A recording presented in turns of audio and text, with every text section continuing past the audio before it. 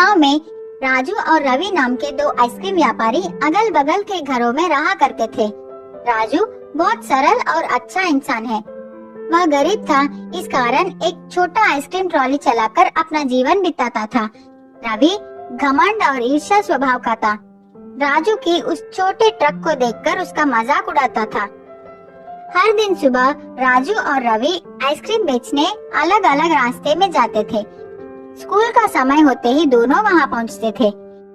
School के सारे बच्चे राजू के पास ही आकर आइसक्रीम खरीदते थे।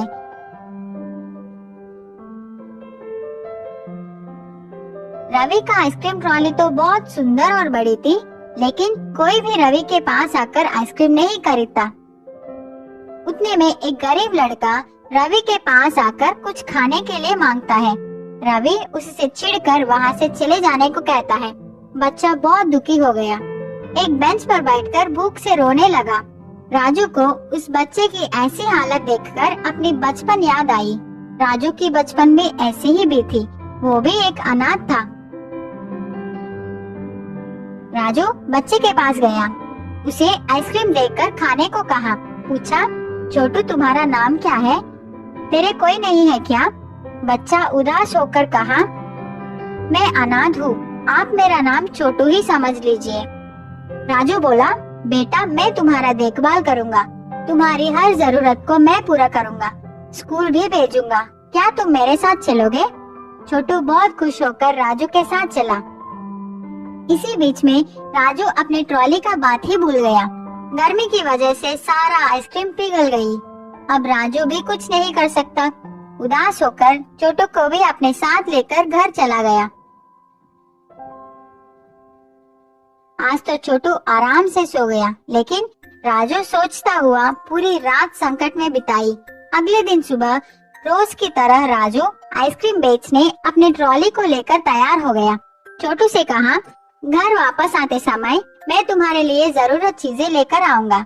ऐसे कहकर राजू सोचता हुआ वहाँ से निकल पड़ा। राजू को रास्ते में एक मुनि नजर आए। राजू मुनि के पास जाकर प्रणाम किया। मुनि ने राजू से पूछा, क्या समस्या है? राजू बोला, मैं अपने इस छोटे गाड़ी से अब तक जीवन चला रहा हूँ, लेकिन अब तो मुझे एक बालक का भी ख्याल रखनी है। मुझे कुछ समझ में नहीं आ रहा है कि मैं उसकी सारी जरूरतों को कैसे पूरी करूं। आप ही इस समस्या का परिष्कार कीजिए। मुनि ने कहा, मैं सब समझ गया, मैं तुझे एक बड़ा जादुई आइसक्रीम ट्रॉली दे रहा हूँ, अब यही तुम्हारी समस्याओं को संभालेगी। राजू खुशी से मुनि को धन्यवाद करके उस ट्रॉली को लेकर चला गया।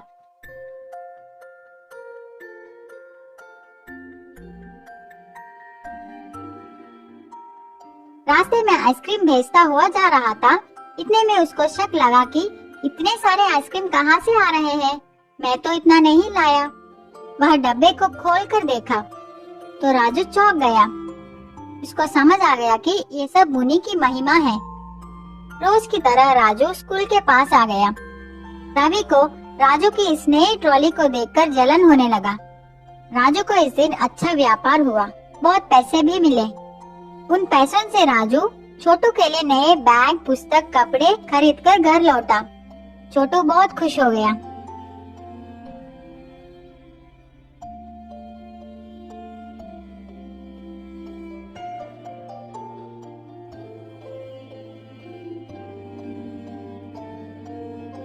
अगले दिन राजू छोटू को अपने साथ लेकर स्कूल पहुंचा।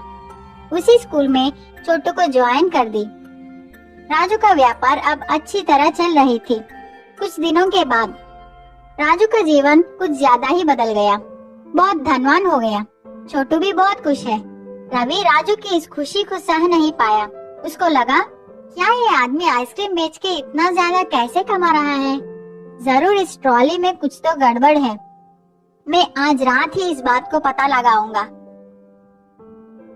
रात का समय, सब लोग सोने के बाद रवि चुपके से राजू की आइसक्रीम ट्रॉली के पास आकर ट्रॉली के अंदर देखा।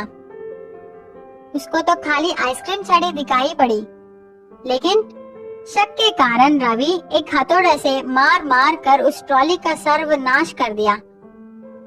रवि को लगा कि कोई जाग गया है। वह तुरंत वहाँ से भाग गया। अगले दिन सुबह उठकर घर से बाहर आकर देखा तो वह चौंक गया। उसकी ट्रॉली तो टूट गई थी। रवि राजू की ट्रॉली को देखा, वह तो ठीक है। रवि अपना सर पकड़कर रोने लगा। सीख, कभी भी दूसरों की खुशी और विकास को देखकर ईर्ष्या नहीं करनी चाहिए। हमारी सोच हमेशा अच्छी होनी चाहिए। अगर हम किसी को अच्छा करेंगे तो वह भी हमारी भलाई ही करेगा।